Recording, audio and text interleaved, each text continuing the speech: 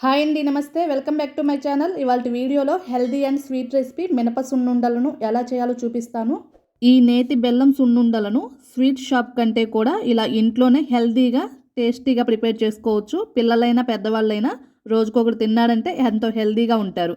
ఇంకా ప్రాసెస్ ఏంటో చూసేద్దాం. ముందుగా స్టవ్ ఆన్ చేసుకొని ఇలా మందంగా ఉండే ఒక ప్యాన్ను పెట్టుకోవాలి. దీనిలోకి కప్పున్నర మినపగుండ్లను వేసుకోవాలి. అలాగే ఒక హాఫ్ కప్పుని ఇలా పొట్టు మినపప్పుని వేసుకోవాలి. ఈ మినపగుండ్ల ప్లేస్లో మీరు పూర్తిగా పొట్టు మినపప్పునైనా పొట్టు మినపగుండ్లనైనా వాడుకోవచ్చు. అది మీ ఆప్షనల్ అండి. ఇలా ఫ్లేమ్ని లోలోనే ఉంచుకొని గింజ లోపలి వరకు వేగేలా వీటిని ఫ్రై చేసుకోవాలి. ఇప్పుడు ఇందులోకి 1 టేబుల్ స్పూను బియ్యంను కూడా వేసుకొని ఫ్రై చేసుకోవాలి. ఇలా బియ్యం వేసుకోవటం వల్ల సున్నుండలు తినేటప్పుడు మన నోటికి అంటుకోకుండా ఉంటుంది. అందుకని బియ్యంను యాడ్ చేసుకోవాలి. ఇలా మినపగుండ్లతో పాటు ఇలా పొట్టు మినపప్పును యాడ్ చేసుకోవటం వల్ల అందులో ఉండే హెల్త్ బెనిఫిట్స్ మనకి యాడ్ అవుతాయి. ఇలా మినపగుండ్లు మనకి ఏగేటప్పుడు కమ్మటి సువాసన అనేది వస్తుంది. ఇలా మంచి గోల్డెన్ బ్రౌన్ కలర్ వచ్చాక స్టవ్ ఆపేసి ఇలా ఒక ప్లేట్లోకి ట్రాన్స్ఫర్ చేసుకోవాలి. అందులోనే ఉంచితే మాడిపోతాయి కదా, అందుకని ఇలా ఒక ప్లేట్లోకి పోసుకొని వీటిని కంప్లీట్గా చల్లారనివ్వాలి. ఇవి ఏడారక ముందే మనం మిక్సీ పట్టామంటే ఇవి మరీ స్మూత్గా గ్రైండ్ అవ్వకుండా బరకగా వచ్చేస్తుంది. అలా బరకగా ఉంటే టేస్ట్ అనేది సరిగా ఉండదు. ఇలా కంప్లీట్గా చల్లారిన తర్వాత మాత్రమే వీటిని ఇలా ఒక మిక్సీ జార్లోకి ట్రాన్స్ఫర్ చేసుకొని మూత పెట్టేసి ఫైన్ పౌడర్ లాగా మిక్సీ పట్టుకోవాలి. అలానే మరీ స్మూత్గా కాదు, అలానే మరీ బరకగా కాదు, ఇలా లైట్ బరక అనేది ఉండాలి.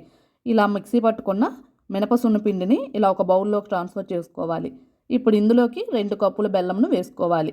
మీకు స్వీట్ ఇంకొంచెం కావాలనిపిస్తే ఇంకొక పావు కప్పు బెల్లంను వేసుకొని కలుపుకోవచ్చు.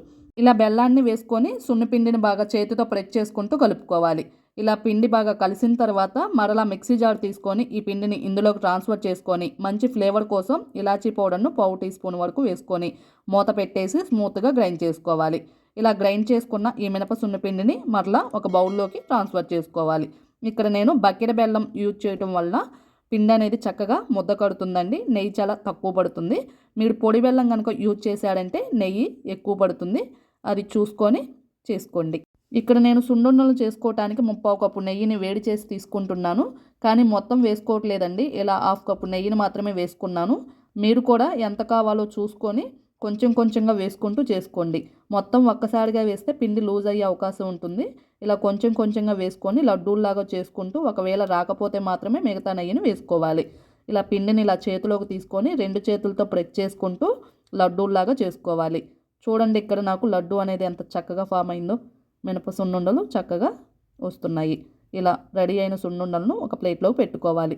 మీరు ఇలా సున్నపిండిని తయారు చేసుకొని నెయ్యి వేయకుండా దీన్ని ఫ్రిడ్జ్లో పెట్టుకొని స్టోర్ చేసుకోవచ్చు. మీకు ఎప్పుడు కావాలనుకుంటే అప్పుడు నెయ్యి వేసుకొని ఇలా లడ్డూల్లాగా చేసుకోవచ్చు.